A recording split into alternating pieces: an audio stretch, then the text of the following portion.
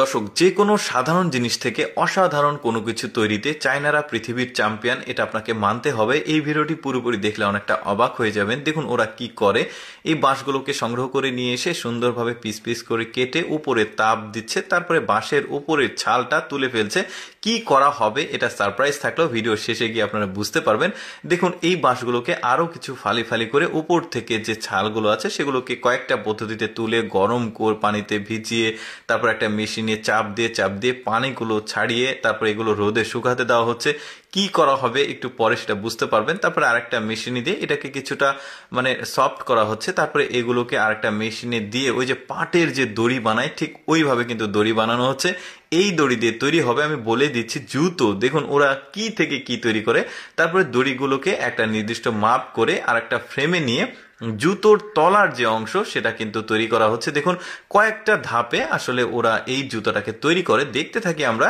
তারপরে সাইড দিয়ে এটাকে আবার সেলাই করে দেওয়া হচ্ছে, দিয়ে আরেকটা মেশিনে দিয়ে এটাকে প্রচুর প্রবল বেগে চাপ দেওয়া হবে।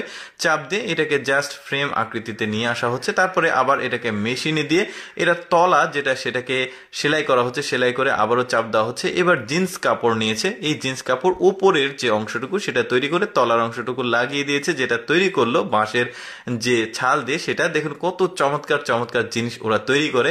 বাঁশ দিয়ে কি সুন্দর সুন্দর জুতো তৈরি করলো। কেউ আসলে কল্পনাও করতে পারবে না যে এইরকম কোনো কিছু তৈরি হয়। শুধু এটা দিয়ে না, আরো কিছু দেখায়, যেমন এটা ক্যাকটাস গাছের মতো একটা গাছ, অনেকে চিনতে পারবেন।